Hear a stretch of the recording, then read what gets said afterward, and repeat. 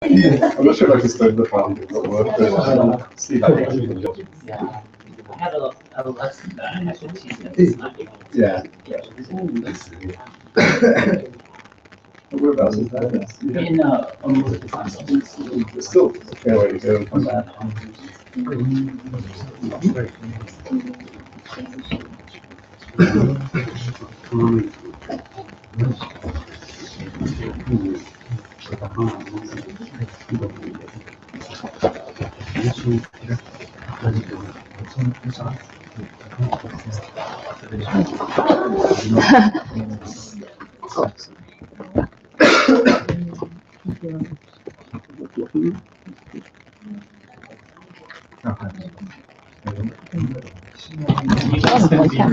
Yeah, live streaming.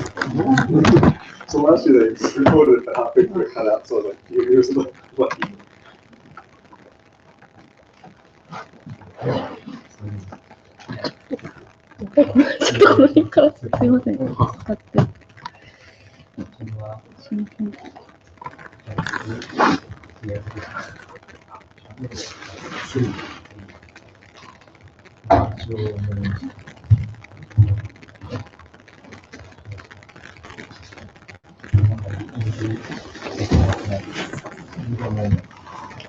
長尾さん、ブロードキャストを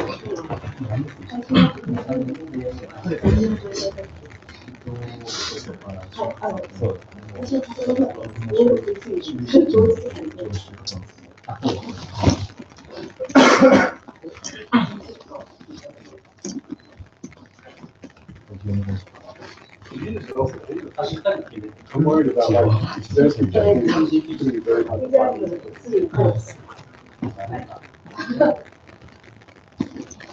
But this is Yeah. too bad. Yeah.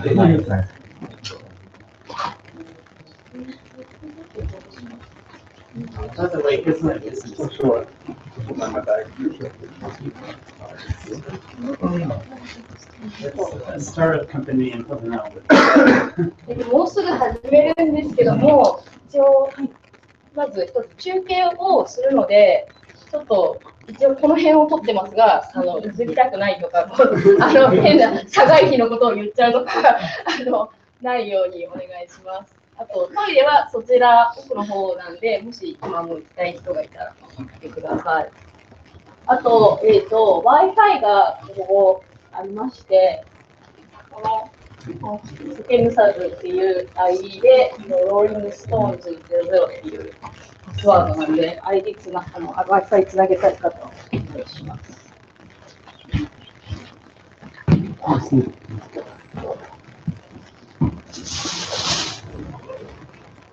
のシステム終了しないで。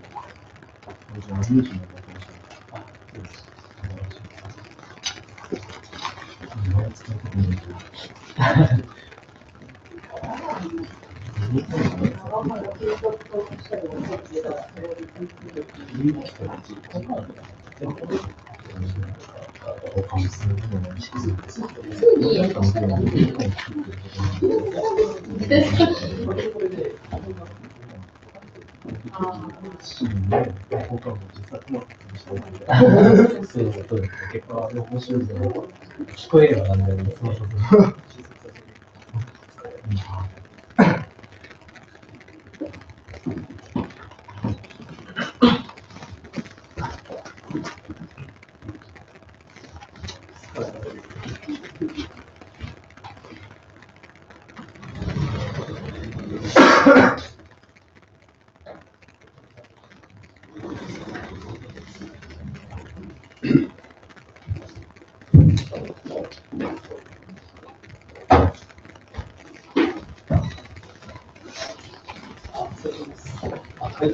まさかの。ありがとうございます。ペットボトル方式。うわー、大丈夫、こんな。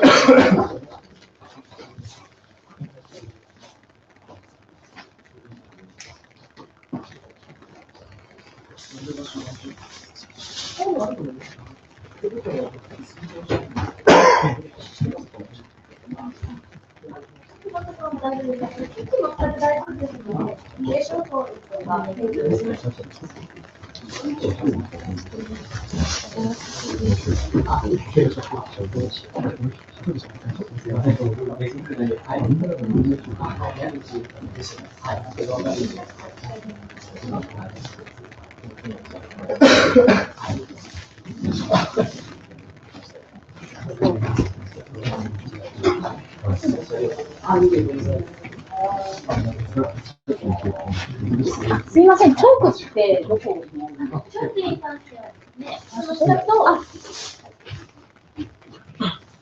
もし黒板使えますか？いや、今ちょっとなんかツイートのハッシュタグとかを決めよう。そうですね。じゃあちょっと黒板もしどうしよう。この辺ちょっとしちゃった方がいいと思うので。混乱しますよね。ちょっと待ってくださいね。そしてこちらにクロスが。ない。喉乾いてる方、買い出ししていただきましたので、ペットボトル好きなの取ってください。ハムだけ、わーってかけられると思います。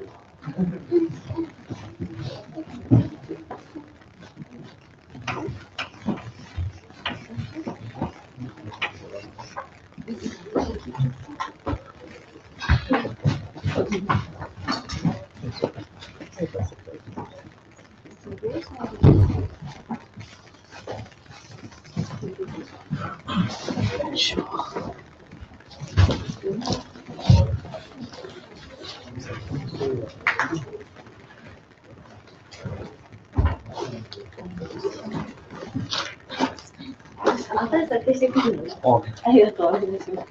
私乗せたけど届かない。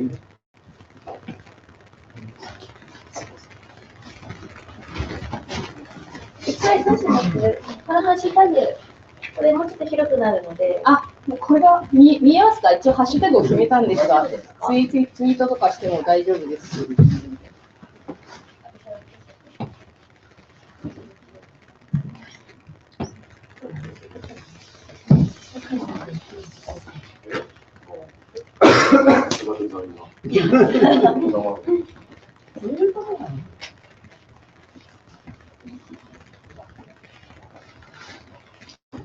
セッションでは黒板使いますか？じゃあ、このぐらいで大丈夫ですかね。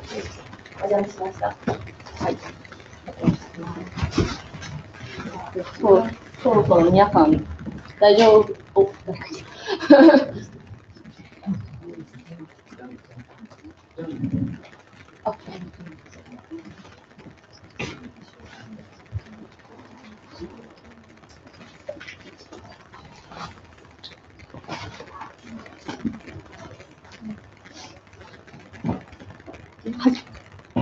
You're here for the LocJAM workshop. Right time. Find a seat. Everybody. Feel free to. リチャードさん、もうちょっと内側にでもらいますか。ちょうど全部が入りきらないね。あと照明。照明消していいとかあったら消してもらっても大丈夫ですよ。じゃあそしたらこの辺ですか。はい。そちらが奥側で、この辺が周りのところだったりするんですね。そのプロジェクターだ。プロジェクター消しますか？いえ、明かり？ここの明かりですね。例えばこちら。こっちじゃなくて。これです。それだ。で、こっちが黒板前なので、こっち側は開けてかな？かなり見やすいんじゃないでしょうか。皆さん大丈夫でしょうか？じゃあ、そろそろ。一応、英語で行いますが、質問があったら、リチャードさんも日本語がわかるので、質問があったら止めたりとか、ちょっともうちょっと戻してくださいとか、ぜひ遠慮なく言ってください。もういつでも切り替えしますけど。はいお願いします。日本語でも多分じゃあ英語の方がいい。OK。じゃあ始めましょうか。ロックジャム、じゃあスタートでお願いします。Yeah, so hi guys, welcome to our second LocJAM. We're streaming live this time as well, so I'm going to do the talk in English, but feel free to ask questions in Japanese, and we'll switch at any time. So I'll first a bit about LocJAM. So the LocJAM, how it works is all up on our website. So you can go to lockjam.org and you'll be able to download the game that we're going to translate and read the instructions about what to do. Basically, it's all going to be up there very clearly. Or in Japanese, I'll say quickly too, but もうこちらのウェブサイトにアクセスすればそこでもう完全に説明が発されているし、実際ダウンロードする翻訳するつもりのゲームもそこにアップします。本日のチュートリアルというかワークショップではちょっと別のベータ版のゲームを元にしますけど、来週からは実際コンテスト用のゲームがアップします。Yeah, so today's tutorial we're going to be using a different game just to talk about, and we'll also talk about last year's game. And but the actual game that we're going to be translating will go up next weekend, and then you'll have until I think the 1st of March to translate it. But why would you want to participate in LocJAM? And I'll just put some reasons up there. Some people want to do it for the prize. コビーの目的でやる人もいらっしゃるかもしれないですけど、あと経験のために so other people do it for experience. They want to, if you're starting out in the game industry and you want to get some experience that you can take from a future employer and say, look, I've translated video games as a hobby. It's better to be able to say, well, I've actually participated in LocJAM and in the contest I actually won a prize or I came first, or that would be a bigger plus than just saying I translate video games as a hobby. 趣味でゲーム翻訳するっていうよりも、実際こういうコンテストに参加してプライズになったことあるっていうの方が、履歴書に載せるし、実際面接するときは使えるから役に立つ。And then the other reason is just for fun. A lot of people just do it because they're interested in the game industry and how translation works, and having a day or two to try and translate video games is just a fun experience. Let me add one point. It's actually you can reuse, or you can even if you don't win the contest, you can still show it around as your work.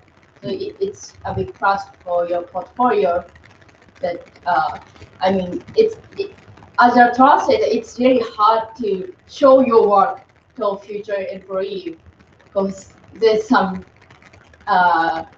NDA or a shuhigim. So you can often confront this problem that you did great work, but you cannot show to your employer.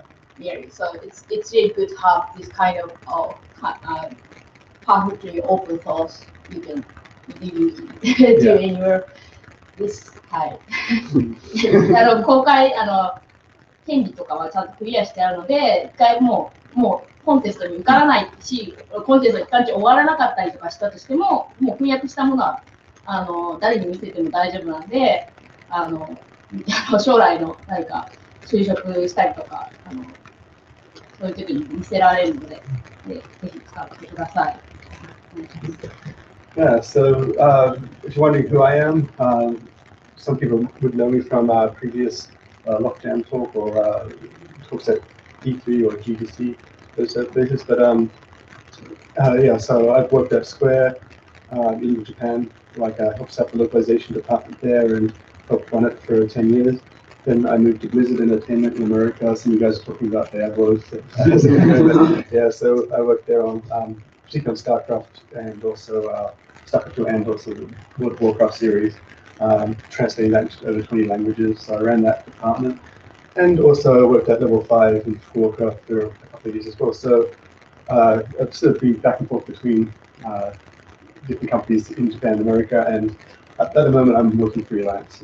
So some of you guys will be doing that too. But so I've seen localization from at the bottom from being like a translator, at the top being the manager of the department, and I've been a programmer originally, and then also have been like all different levels of producer in between. So I still get an idea of what localization is about. And so these are some of the games I worked on. Some Final Fantasy, like the Dragon Quest series, obvious, but some of my favorites like Ni no Kuni, a few of the others are games I've put a lot of my heart into. So these are the type of games I've done personally over the years. And so today we're going to be talking about how I would go about localizing both the title that we're going to be doing today for the beta or the workshop, as well as the actual, like I'll give some hints towards the actual game, and I'm not allowed to talk about the actual game that we're going to translate next week at this point, but for the contest I'll give you some hints for that. And we're talking about last year's one as well, and comparing them. So, we say that in Japanese too, but 去年はリパビアタイムというゲーム翻訳が、コンテストのゲームだったけど、去年のゲームに関してもちょっと話しますし、そして今日のワークショップ用には、Small Child in the Woods というゲームを翻訳、ベータ版ですけど、それを行いますから、その2つに関してちょっと話します。そして、実際来週コンテスト用のゲームについてちょっとヒントはありますけども、当然内容はまだ詳しくは言えませんけど、でも、同じような概念が好きなと思います。And we're also following the IGDA. I've been working a lot, like in the IGDA as well myself. I helped on the localization special interest group. Localization special interest group is just for people that are in the localization side or interested in the localization side of computer games. That it's a forum that they can talk and gain information. So if you, it'll be up at the very last slide, but if you want to contact them and join their mailing list, it's a good way to get information. But on the IGD LocJAM, I actually put up some best practices. I've got a Japanese version as well as an English version of the best practices document. You can use that document to learn just tips about how to localize, and it's something that major companies can use as well as individuals.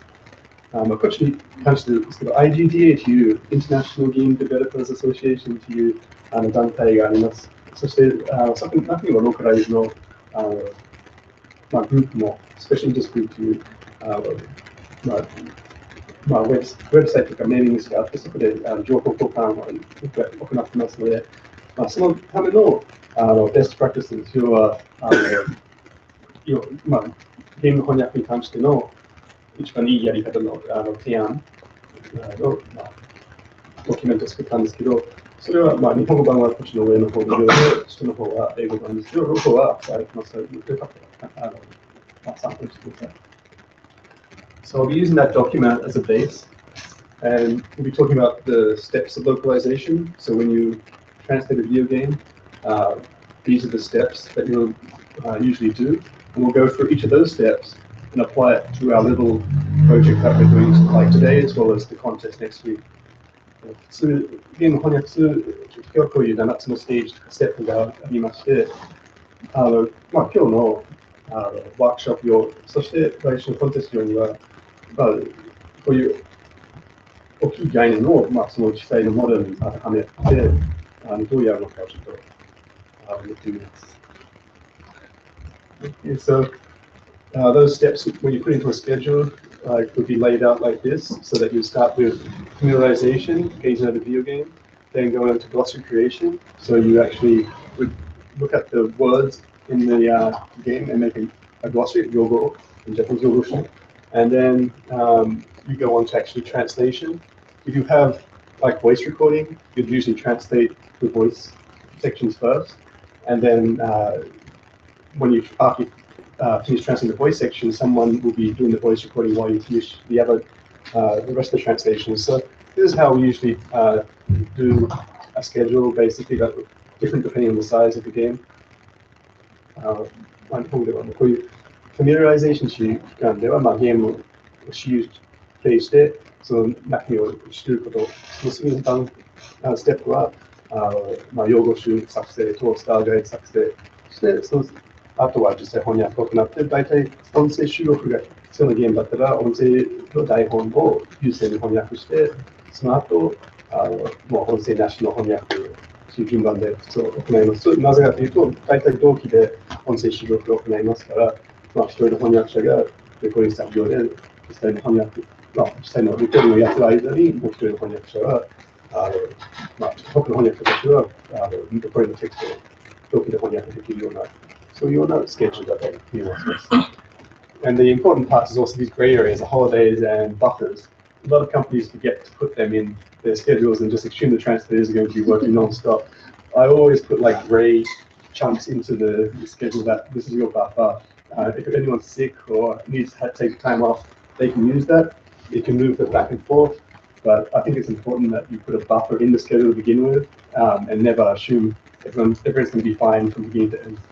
ですけど、こういう、対応のところはバッファーという、要は、もうほとんどの翻訳会社とか、開発チームはもうずっと翻訳がそのままのスピードでずっと続く前提でスケジュールを組みますけど、僕の場合は必ずこういうバッファーは何週間分をちゃんと最初から入れておくと、万が一誰かが病気になった場合とか、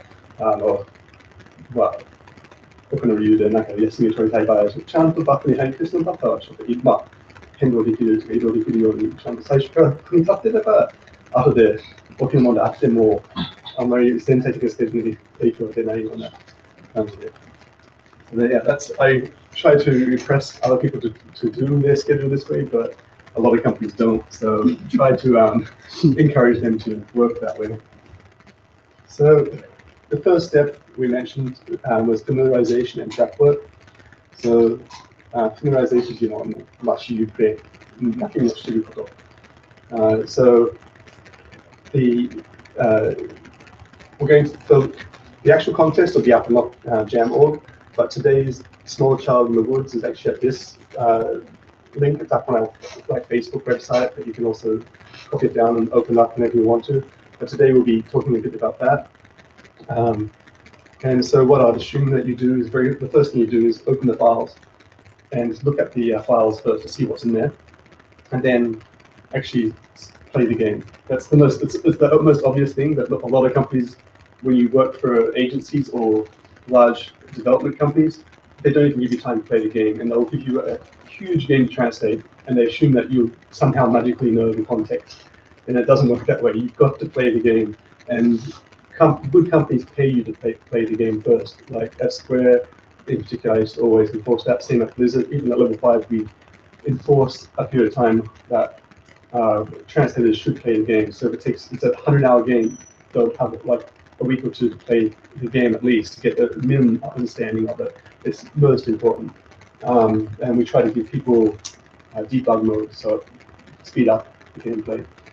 そういう C プレイもほとんどの会社はもうやらない方針、もう別にやらなくていいというスタンスを取ってるけど、でも翻訳者としてはもうみんなコンテクストが命で、そのコンテクスト、要はその設定とかわからないんだったらどうやって翻訳するのか、もうこのキャラは男性なのか女性なのかわからないと、あなたたちもう漢字をどう書けばいいのかとか、言うという場合はあなた方、単数形とかそういう基本的なことを分かるためにはもうゲームのコンテクスト、設定とか書くシーンの情報がないともう翻訳が無理なので、もう必ず翻訳して働くときはそういうゲームのプレイする期間を設けて、しかもできればちゃんとお金もらってやるべきなステップですけど、ほとんど会社は決してそういうことやらないとか、もう別にやらなくていいじゃんみたいなスタンスがあるけど、でもそれはもう質にすごい影響しますから、絶対やるべきです。So then the first step after you've done that is to actually do a word count. The easiest way to do a word count is to just copy the file into Microsoft Word and get a rough count of either the Japanese mojisu or the English number of words, and then you can calculate your speed. But one thing to be careful of is, in this game in particular that we're going to be dealing with today and also next week, is that there's a lot of tokens, or in Japanese we say makuro, in the text, hidden in there. And we've got to know whether to count them or not. The other thing is spaces, like white space or other punctuation, whether to count that or not. In English, when working from English, or other European languages, usually it doesn't matter because words are broken by space. But for Japanese, Korean, and Chinese, spaces are counted as moji, and whether you get paid to translate white space or not, or even punctuation like comma and full stop or those sort of things, do you get or periods, do you get paid to translate them or not, depends on the contract with the company. So sometimes you have to use a specialized tool or delete all those letters from the files before you do a word count to get an accurate count. こっちのマクロに関してとか、あとは英語から翻訳を行う場合は、その単語数で計算するから、スペースは別にあんまり関係しないけど、でも特に日本語とか韓国とか中国語から翻訳する場合は、皆さん分かるようにもう全角文字がほとんど全部同じくに計算されてるけど、あとはマクブロとかコマとかそういうびっくりマーク、そういうものの翻訳対象になるのか対象にならないのかも会社によって変わりますから、時々そういうものを全部抜いてから計算しないといけないって、本当にそれぞれの会社のルールが違うから、本当に小さいゲームだったらあんまり影響しないけど、でも、そのボードブロッカーっていう数百万文字の表現の場合は、スペースを入れるか入れないのかは、もう数十万、数百万円の影響が出てくるから、会社にとっては、ね、それを対象外にするとすごい安くなるけど、翻訳者にとってはそれは逆にお金ロスになるから、だからそういう交渉するときは、まず最初からそういうものを計算するか しないのかということがすごく大事。And as far as tokens and macros concerned, I'll also explain a bit about that. But in the game last year, the game Republic of Times, we had like a /n. In Japanese, it comes up looking at the yen mark with the n next to it. But /n is just a return key mark. You probably don't count them usually when you do a word count. Also, inside the Republic of Times game, there was this GOV macro or token, which just put a name into the text of the current country name. Whether you count that as different letters or as one word, or whether those brackets are counted as separate, and it depends on the company that you deal with. But usually I'd count that as a word, for instance, but we wouldn't count /n. Today's game, Small Child in the Woods, we also have the /n, but then we have these crazy symbols here, like you've got HTTP, like goes to a website. You're not going to translate them, so probably you count them out and maybe count this whole bracket to bracket section as one word rather than separate words, because we're really only copy and pasting one chunk across. And the competition we're doing next week has the same type of thing. It has if statements, like if something else, and if. These are like C++ type or C type tokens that are mixed into the text. Usually you would not translate like the if part or the end if part, for instance. So those sections you would not translate, but you might have to translate the section in quotation marks, or you might not, depending on the company. So this is the type of thing you have to take. Even just a simple thing like a word count can change vastly depending on who you're dealing with.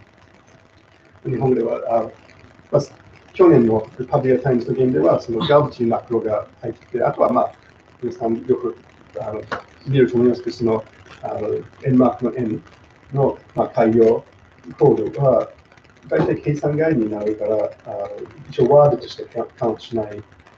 あとはこういう長いマクロみたいなものは大体1文字扱いか1ワード扱いで、どんなにテクスト入ってても、会社によっては大体もうこれコピペだけだから簡単にできるから、別にこれ全部文字数とか全部言葉数じゃなくて一つのワード扱いという契約がよくあるから。で、来週実際翻訳するゲームにはこの if and if というマクロがテクスト混ざってるから、これ後で重要になってくるけど、これは多分翻訳しないから言葉一つとして扱って計算する。あとはこの/n とかコードとか、このイメージ、グラフィックを載せるマクロもテクストの中に入ってるから、それを使うか、本質としてどうやって計算するか。大体こういう一切りはワンワードとして計算した方がいいと思う。基本的にお会計でもそういうことをやります。場合によって、これ計算外、全く計算なくているといけないという会社も単にあるから、だからまあ、実際、出するときは、その相手の会社次第でどうやって計算するか、契約書とかを組むときにはもうはっきりしないと、後で計算して請求するときに揉めることになりますから、その時、これは一つの文字だとか言われても、いや、これが私たちにとっては20文字ですとか、全然で、一文字何円とか、6円とかもらってる人たちとかだったら、全然費用が影響しますから、最初からそういうのをはっきりしないと、後でどういう目になりますから。So when we did the word count last time, the Republic Times had about 1,787 words. Small Child in the Woods, the game we're using this will stay for, and this week for the data and for our workshop, has about 9,400 words. And then the contest game has somewhere between like I think it's about 4,000, 5,000 words or so, but that gives you an idea of how many words are in there. Now, having a word count or a emoji count, what does that help us with? Well, if you know your speed, how many letters you can translate, for instance, English to Japanese, most people translate about 2,000 words per day, 8 hours a day. And so you can calculate from the number of words how many days it's going to take to translate. 去年のリパブリックタイムズゲームは1700文字だったけど、もう今週のスモールチャールのウッズというこのワークショップ用のやつはもう9000文字ぐらいですね。で、翻訳者は自分のスピード、自分の、翻訳スピードが分かってれば、大体の人は普通の、プロの人たちはもしかしてもっと早くできるかもしれないけど、大体の人たちは2000言葉を1日8時間で翻訳できる。ということは、そこから割り算すれば何日間ぐらいの仕事になるのかがすぐ分かる。So the Republic Times will take you 1 day. For Small Child in the Woods, it's quite a large game, given it's only for a beta contest. It will take you 5 days for one person to translate it. Today we're only going to be just looking at it during our workshop. We're not going to be able to translate today, but just to give an idea of how to approach translation. And the actual contest game that we'll have next week will be somewhere between that. So it's probably going to take you 2 or 2.5 days to translate the game.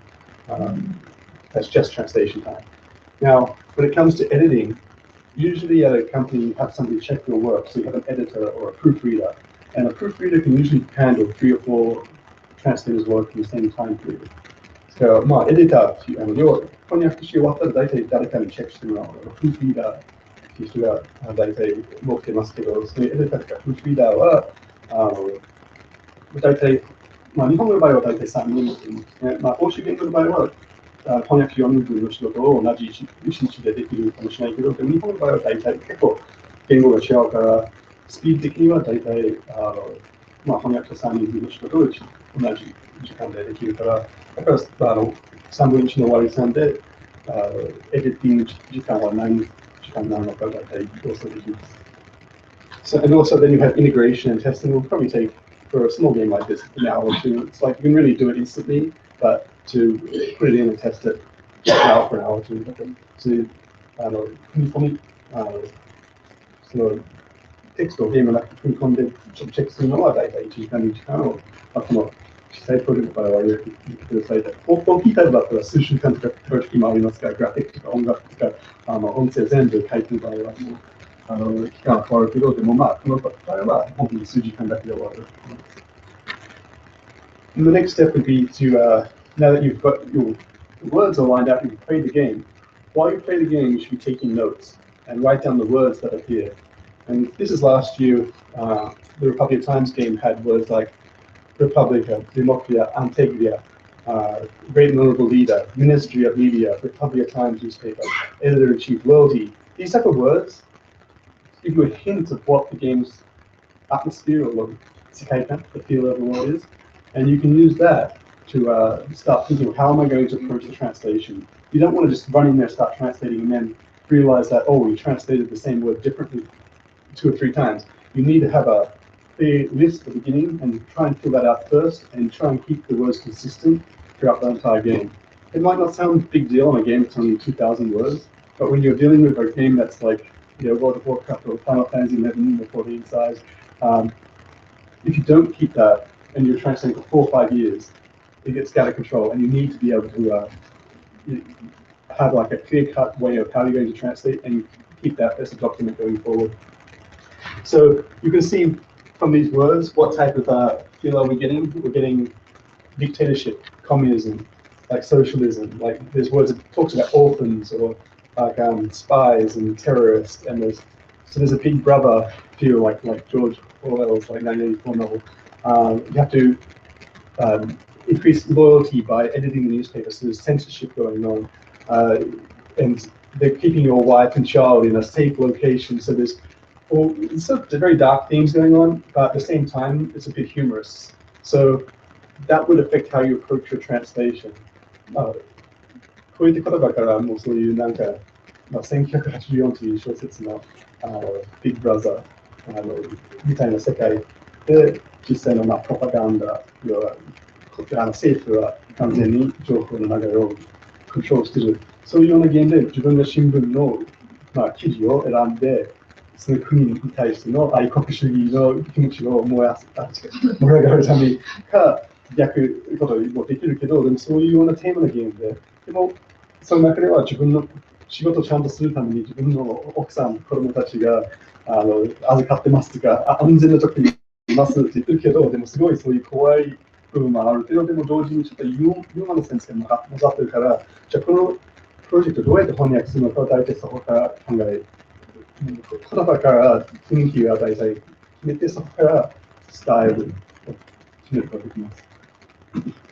So rather than just translating the words directly, you could do it many different ways. Like if you're going to do a chokyaku, like a direct translation, it'd just be Republia, and Antegia, and Great Honorable Ego, would be just like Sodai or whatever.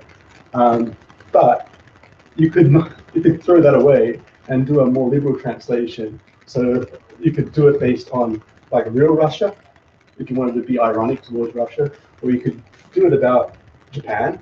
Like if you want to make fun of like Japan, or you could even make use like neighboring countries like China or Korea as a base, because it's up to us to decide how we translate.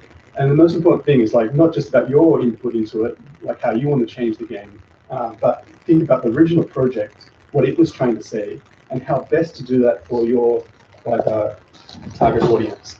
So what we try to do with localization and just normal translation is you try to make the game feel like it was originally written for that audience in that audience's language by people of that audience. That's how we try to define what good localization is. So when you think about, well, how am I going to translate a game? Start thinking about word selections changes how the game is going to come out in the end totally. So the whole style, and start thinking about the best way to apply it. So I'll just explain that in Japanese too. So 当然直訳は誰でもできるんですけど、でもローカライズっていうのは単純に直訳じゃなくて、実際の目的言語の戦い方のために、要はその言語の人がその言語その言語でその言語のためにこのゲームを作成したというような、そこまでちゃんと翻訳されている。要は外国から来たものよりもその自分の言語、要は最初から日本語で作られている作品と思うぐらいの翻訳は、ちゃんとローカライズされているもの。当然その中は場合によって海外との雰囲気をわざと入れるときあるけど、でも日本の作者もそういうことやってますよね。なんか映画とか日本の小説の中では、海外が舞台のものだけど、でももう日本語で書かれているもの。あれと同じぐらいのレベルで翻訳しないと、もうそこの同じ棚に並んでるゲーム、日本で作ってるゲームと使わないといけないことになっちゃうし、あとは小説、映画と使ってるから、自分の言葉がそこと同じぐらいのレベル、入れるレベルじゃないと、もう競争にならないから、みんな当然自分の言語にとって一番分かりやすいものを選ぶから、ちょっとした海外っぽく、要は洋芸っぽく翻訳されていると、もしかしたら買わない人たちも出てくる。ですから、そこまで言葉を考えて、こういう場合は、直訳よりももしかしたらこうやってちゃんと雰囲気に合わせて、でも必ず日本に設定変えないといけないという概念じゃなくて、まあ、日本人にとって分かりやすいだけど、まあ、設定はどこでもいいんですけど、ちゃんと、まあ、元の作品に何を用意しているかを考えて、そして自分のターゲットオーディエンス、要は、まあ、日本の場合は大体日本人。じゃあ日本人の場合は、韓国が舞台のゲームはどう受け入れるか、とか、中国が舞台のゲームをどう受け入れるか。で、それを考えた上で、じゃあ、このゲームはそういうロシアっぽいだけど、でも逆に隣の国、別の国に設定されたらもしかして逆にいいかもしれないね。そういうアイロニーというか、皮肉の面にいて、逆に受け入れないとか、そういうゲームに書いたら、もう逆に欲しくないかもしれないから、だからそういうところ最初から考えないと、売り上げ、そのゲームの成功にすごい影響するから、ちゃんと考えてからやらないといけないですね。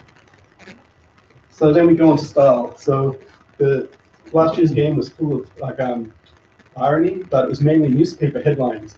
So even in English, newspaper headlines change. Like New York Times and US Today and National Enquirer are totally different, even in the headlines. And then if you went to Britain versus America, for instance, in newspapers in England, a lot of the headlines are puns or jokes, just because it's interesting. But in America, they usually don't do silly puns in headlines. So you can see that even in English, there's a difference. So we'd have to decide in our style, well, which headlines would we do? And same in Japanese, I'll explain that in Japanese too, but 去年のゲームは新聞がメインだったから、新聞の見出しと簡単な記事が出てたけど、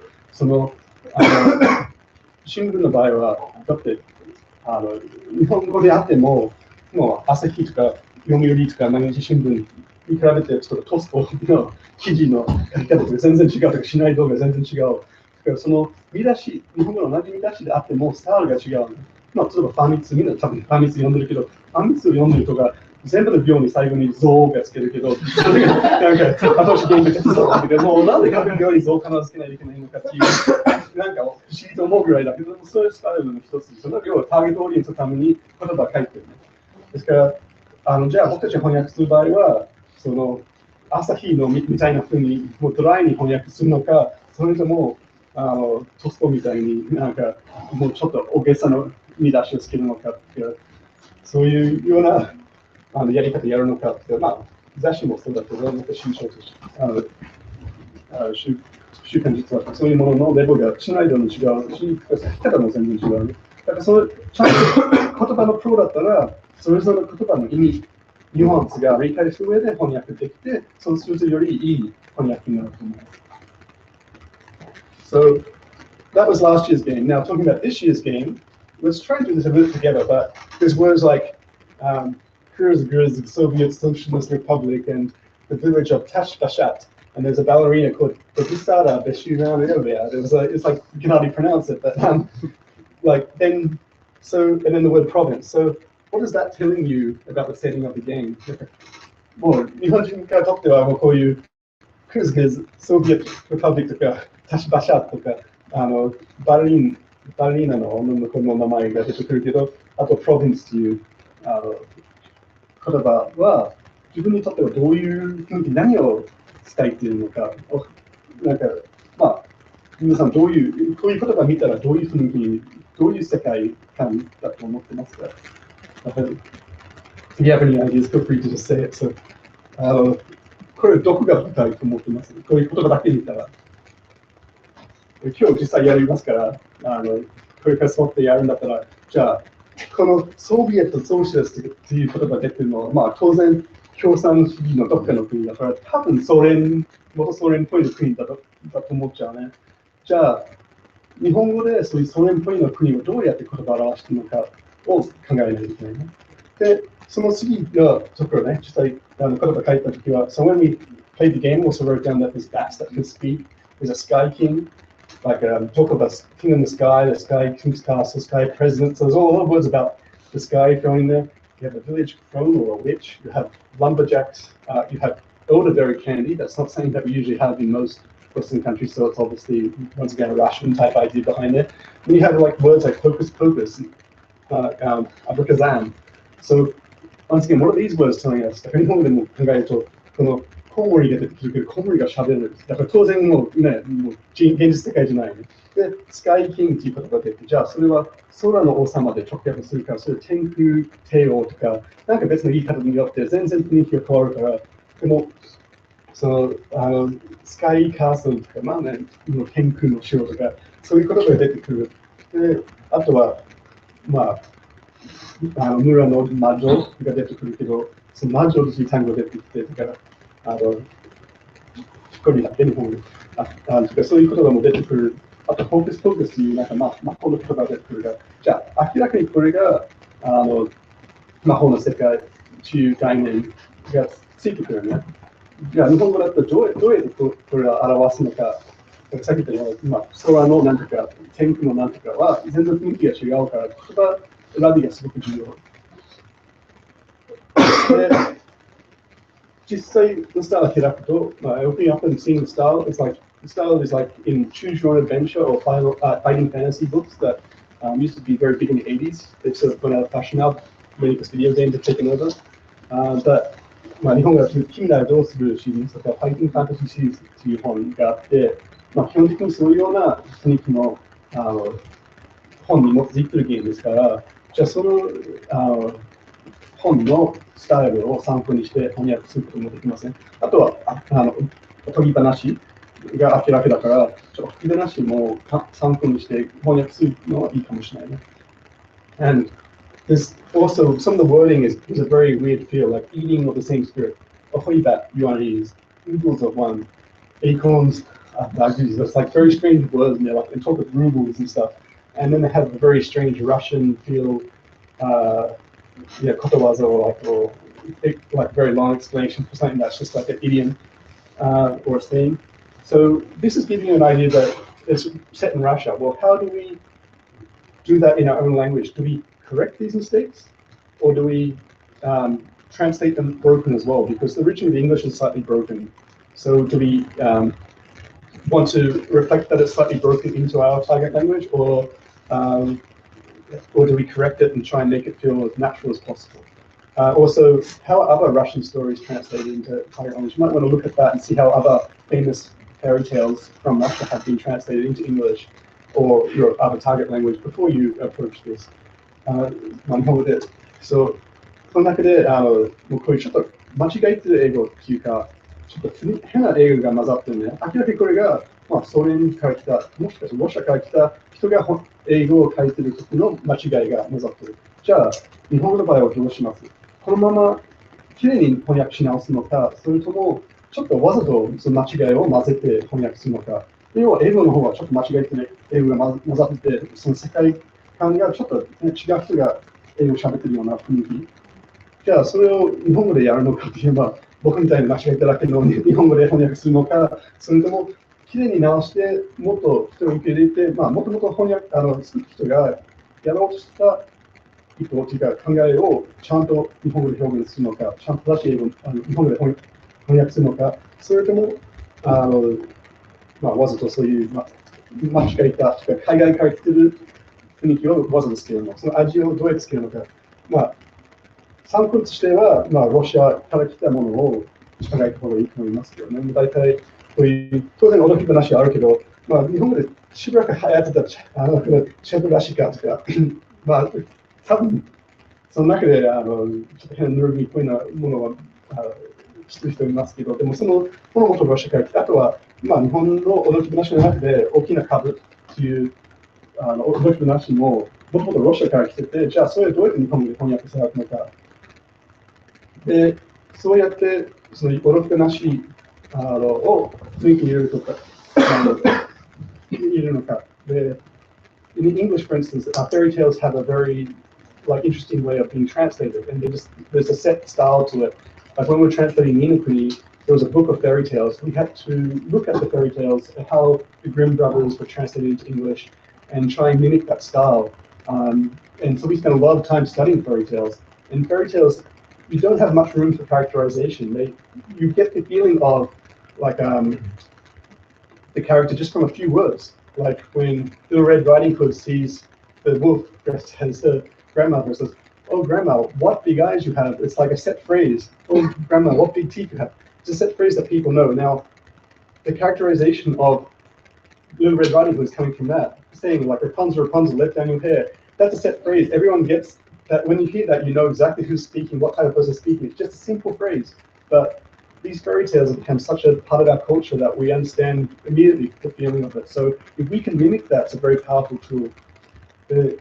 まあ、日本で言うと、要は赤ずきんとかが狼と喋るときはなんかおばあさんなんか何時起きめでしょうとか、その決まりセリフがあるじゃないですか。だからそのぐらい赤ずきんはどういうからなのか、そのセリフが来てるかと思います。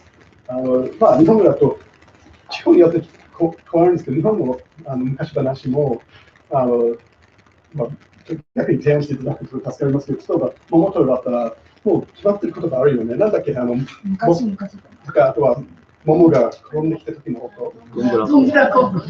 でもそれは地方によって違うよね。だから全部共通してないけど、でも大体そういう言葉は決まってて、なんか雰囲気からイメージがついてて、で、人たちのしゃべりがそうだ、なんだっけ、花咲さんは、それは何て言うここでワンワンとか。でしょ。で、そのキャラはそのセリフからでもうどういう人なのか、本当にそういう単純ないくつかしか喋らないセリフからイメージが湧いてくる。そこにはすごいなんか言葉の力があるから、そういうものを参考にして同じような雰囲気で翻訳できたらすごい。それが言葉のプロの技。そういうことを考えれば参考にできるんだったら、本当に特にこのコンテストにいくつかのセリフしか出てこないね、実際に喋るセリフ。その喋るセリフにとって、その主人公のキャラクター、雰囲気、構成、すべて決めるから、だからそこがもうすごく重要だと思います。あと全体的なスターはもう、ほどけなし、普通に書くのか、それとも、もうこういう、君ならどうするの本みたいなふうに翻訳するのか、そういう全部参考にして、自分にとっては一番いい、当然、できるだけ自分のオリジナルの書き方ですだけど、でも、完全にオリジナルで書くことはありないと思うね。僕たちだってまだ完全に言葉のプロじゃない作者じゃないから。でも参考にすれば、すごい参考になるとか助かると思います。The other thing you have to worry about too when you translate is limitations. Last year, we had a lot of problems because, first of all, it was all headlines for newspapers and they were very small. But even though Japanese is usually shorter, we still had trouble trying to fit the letters in. So last year, the contest was all about trying to fit as much information and your translation style into a very short space. And there's not many European translators this year. Last year was a lot of them, but you always have to check. The first thing you should do is check whether all the letters that you need appear in the font or not. And so you try to do a test phrase that uses a lot of the accent marks. And if it doesn't work, let the people that created the game know so that you can translate. And if they can't put accent marks in, we'll think of how you're going to do it. Because in German, for instance, instead of using umlaut, you can use AE, like instead of A with 2 dots above it, write as AE, etc. There are ways around it, but that takes more space, so it's a trade-off. First thing you should do is check whether you can write your own language in that system. 去年はもう本当に新聞の見出しだったから、本当に限られたスペースで何が表現できるかということが重要だったけど、今年はHTML というか、もうウェブ系のゲームだから、もうほとんどあんまりその幅を気にしなくて翻訳できるけど、ただし日本語の本とかちゃんと表示されるかどうかはまずチェックしてください。チェックできない場合は当然作った人たちに報告しないといけない。日本語と韓国語と中国語とかは英語で全然違うから、もしかしたら場合によって大きさがもっと高い文字で表示してくれないと、もしかしたら読めないっていう問題が出てくる。実際去年はそういうものがあって、漢字ほとんど読めなかったから、ひらがな、カタカナで書くためになって、でも、ひらがな、カタカナで言葉を書くと意味が伝えてこないし、あとは場所を取りすぎて、本当に限られたスペースで全部ひらがなで書くのは大変だったから、去年のコンテストがそこが逆に罠というか厳しい。要はテストの一つがその制限の中で何ができた。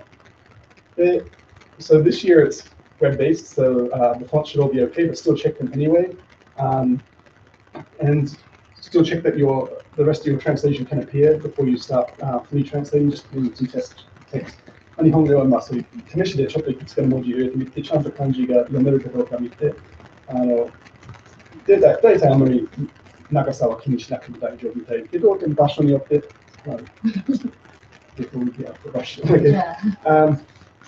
yeah, so after you've done the style guide and you've done your glossary creation, you're ready to start translating.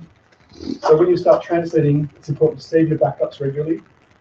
Then also keep putting your text in to see that it works, that you haven't broken anything.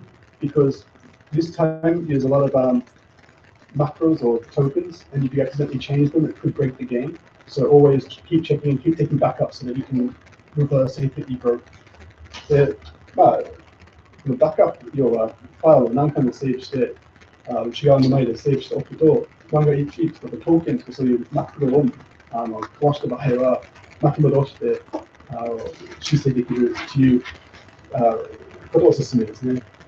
There's also things to worry about. Last year was like day 1, day 2, day 3. In Japanese, you put the order reversed, but the text doesn't appear in reverse. So that was an issue we had to deal with last year. This year, there isn't actually that issue. 去年はこういうday 1, day 2みたいな書き方は、日本だと順番が逆、1日目、2日目、2日目とか、そういうふうに順番を変えないといけない。でも、もともとシステムはそれで変えられないから、じゃあどうやって日本語でこれ解決するのか、ということを考えないと。今回はそこまで大きな問題はないと思う。So this year, so last year was about putting text in a small place, but this year it's more about understanding those tokens and macros and how to deal with them, and also establishing characterization in such few lines. So, 去年本当にその盛り性がなくどうやって表現できるのか。そして今年、このワークショップと来週の実際のコンテストゲームでは、そのキャラクタライズ、この数文字とかセルフが少ない中で、そのキャラクターをどうやって表現するのか、あとは、文字制限はそんなに少ないけど、でも条件、マクロをどうやってやるのかが大きな課題になると思います。And so once you've translated, you should also have somebody check it for you, edit for you. So as I explained before, one editor can usually do like 3 or 4 times the amount of work that a translator can speed-wise. But if you don't have an editor, this project, give it to a friend that's very good at your language to check it for you, or even copy and paste it into Word. Like that will give you, that might find a few mistakes that you missed because it will just highlight words. But as you know, Word sometimes gives false problems and you can ignore them. As a translator, same with when you use an editor. The editor might tell you to change something, but it could be deliberate that you're writing it that way. So always, it's the translator should have the final say. It's my stance. 日本語で言うと、必ずエディターに目を通してもらった方がいいんですけど、でもエディターみたいな人がいないんだったら、じゃあ日本語がすごい上手の、書き方とかできる人、翻訳じゃないけど、でも日本語を直すのが友達がいれば、ちょっと見てもらって、理解してもらう。でも、そういう友達いないんだったら、じゃあワードにコピペして、ハイライトされてる問題点が本当に問題なのかチェックして、で、エディターもワードもそうだけど、実際翻訳者が最終的に判断するとき、もしかしたらわざとそういう書き方でやってるかもしれない。さっきみたいに、ロシア語を表現するためにわざと間違えて日本語使ってるかもしれないから、じゃあエディターそれ直したらその味がなくなっちゃう。意図的にやったものがなくなる。そういう、そのために必ず翻訳者の方が最終的な判断があるようにというふうにちょっとしたんですね。And integration for this game is very easy. All you have to do is save the file and reload it, and you can see it on screen instantly. So you don't have to worry. Like big companies can take weeks, but this title is very quick, and you can actually keep doing it as you're translating and see what your text looks like on screen. So 組み込みは、今回のプロジェクトの場合は本当にファイルをセーブして、上書きセーブして、それからもう一回ロードすればすぐ画面上に出てくるから、ずっと何個もやって、自分の翻訳がちゃんと入ってるか、雰囲気がちゃんと合ってるのかをそうやって見て、もうやってもいいし、大きいプロジェクトだったら本当に翻訳チームに翻訳チームが開発チームに渡して、彼らが組み込んで、実際作ったビルド、ゲームの動くものが入ってくるのは、もしかして1週間、2週間かかる場合があるから、まあ、こういうプロジェクトは本当にすぐ見えるのはラッキーだけど、でも実際の世界ではすごい何時間のギャップが発生する。And then one of the final steps is QA. So you want to play through the game yourself, make sure it's working. You don't want to submit to this contest with a broken game, for instance. That would automatically show that you're not a very good translator. So we want to check that. And when you're playing the game through, try to break it. See if there's places where what you thought was correct isn't, because the phrase is reused somewhere else, and if you can break it, then it's important to look for that type of thing. Look for words that go over. This time it doesn't look like there's very strict limits, but there could be. And yeah, just brush up the game and during the QA period. And then we call it regression, is when you fix a bug, always check it back on screen again. Don't assume that you fix it once and it's done. Always double check that the fix text also works on screen. That's regression. 日本で言うと、ゲームを実際やって、自分の翻訳がちゃんと表示されてるのか、で、間違えて何かが壊しちゃったっていうか、壊れちゃってるのかを確認して、で、自らそのゲームを壊せるのかっていうか、実際翻訳テキストのせいで逆に動けなくなっちゃう可能性あるから、ちゃんといろんなところ、いろんなパターンを学んでみて、で、コンテクストがあってるのか、まあ、場合によって一つの単語が再利用してあちこちに使うあるけど、で、もしかしたら翻訳の場合は、そういう一つのコンテクストの中で翻訳したけど、実際別のところで違う言い回しに変えれば、もっと自然になるかもしれない。実際、あと流し込むときは、オーバーソースが、要は、文制限幅超えちゃって、表示がおかしくなってるのか、そういうものを全部チェックしてから、でちょっと磨いてから提出してください。And yeah, so the final step is to upload the file onto the server by the 1st of March 2015. And yeah, that's all you have to do for this title. In the real world, when you submit, you have to make sure you get paid afterwards and stuff like that. But for this, you just have to submit, and that's it. And then hopefully, when you win, you'll get notification. And 今回のゲームの提出するときは、この3月1日までに、この LocJAM のホームページのファイルを提出すれば、もうそれが終わりで、あとはもう実際、プロの会社がそれをチェックして、自分の翻訳の評価が、まあ、よかったら、もしかしたらプライズがもらえるかもしれないとか、そういうことになるかもしれないけど。But there's also another contest we have this time. It's the Translate Worlds hashtag. I translate worlds hashtag. You put that onto a photo of your workstation at home. You could win like there's a Famicom being given as a prize. But for people in Japan, probably not exciting to get a Famicom. But we might arrange a different prize. But we'll see who wins that as well. It's a separate contest on LocJAM, but done in along with it. でこの I translate worlds to you。Twitter のハッシュタグ使って自分のワークスペースが翻訳するときの写真をアップすれば一番面白いものが、ファミコンみたいなホビーが生まれるかもしれないから、そういうちょっとおまけのコンテンツにもやってます。That's the end of the presentation for today. If you have questions, feel free to email me or Emma here. Alain is the organizer of the event, but he isn't around because he had applied to Italy all of a sudden. So usually he's with us today, but he did all the work setting this up at the beginning, and worldwide. So big congratulations to him and thanks to him. And also, if you want further information about localization, the special interest group, that's the IGDA organization website, or you can search for us on Facebook and feel free to follow us there because that's where we give a lot of information about localization. 僕に質問あれば、こっちのイメールアドレスのどっちかに質問してください。あとは IGDA、International Game Developers Organization Association についての情報がこのウェブサイトにあって、でその中のLocalization Special Interest Group という翻訳者のための団体の方が、Facebook のページあるから、こっちからフォローしてもらえば、いろんなためになる情報が持ってくると思いますけど、今日のプレゼンはこれ以上です。もし質問あれば、今でも聞いてください。Yeah. So, yeah, if you have any questions, feel free to ask now, or we'll go to actually breaking up into groups and translating the game. or working together as a team and discuss the test game. And yeah, we can work on that for the next hour that we have. So feel free to break out there, and you can of course ask questions privately if you prefer game as well.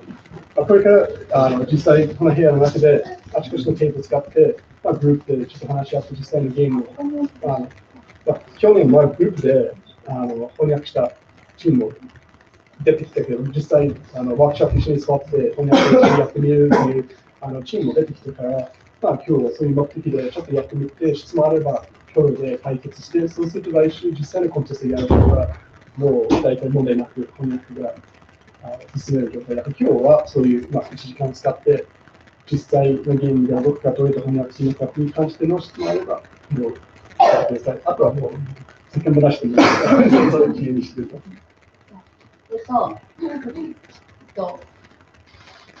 写真に写ってもいい方は記念撮影をしてもらいたいっていう依頼が本部より来ている。来年以降の宣伝とかの時に使われちゃうのが嫌だったら入らない方がいいんですが、ちょっと集合写真ならいいよという方は集合写真を指で目線入れて。ありがとうございます。ちょっとこう、薄気味にとか。電気、はい、じゃあ電気つけます。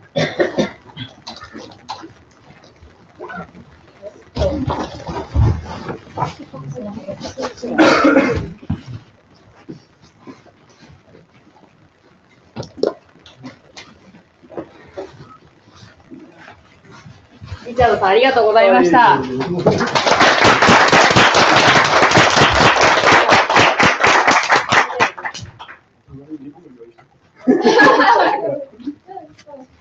じゃあ、集合写真、じゃあこの辺でいくってもいいかな、やりましょう。ちょっと今、一人取りされてます。はい、そうです。ちょっとトイレもう行かなきゃみたいな人行った方が。そうそう。この後、5時からこの近場で交流会をやるんですが、まだまだ飛び入り枠がありますので、いくつもりじゃなかったけど行きたくなってきた人、手を挙げてください。ちょっと来ていただきますので、お名前確認して。今手挙げなかった人も個別に攻撃しますから。じ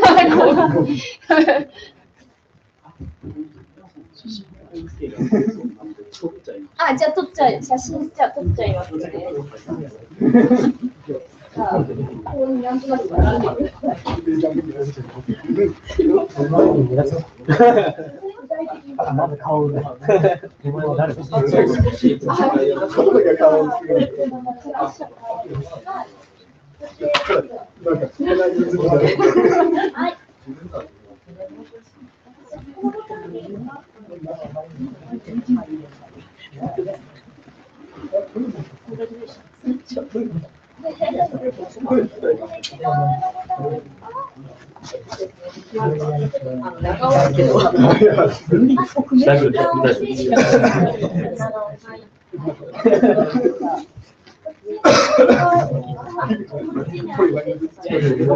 右どこまで行きますか？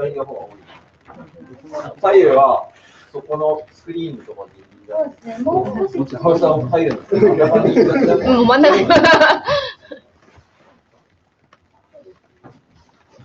ちょうど左側の柱のところが入らなくなってしまうので、できればこたつのそうですね、前の方がよろしいかな。はい、これで皆さん入りました。ちょっとですね、スクリーンがついてると、眩しい、顔が白くなっちゃう。だから切っちゃった方がいい。切っちゃった方がいい。わかりました。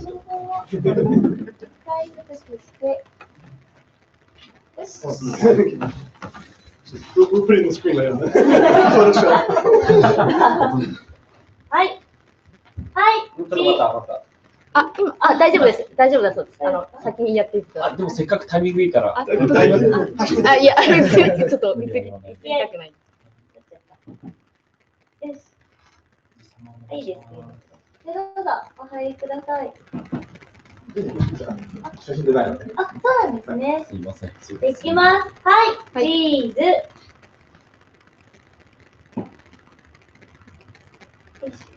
これで取れたと思います。はい、ありがとうございます。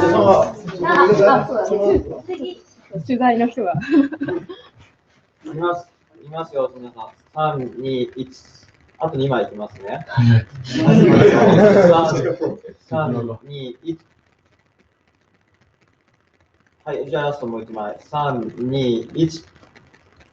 ありがとうございます。これで本当に大丈夫かなっていう感じですね。はい。はい。す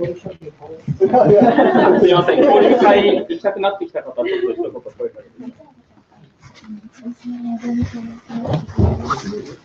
今日は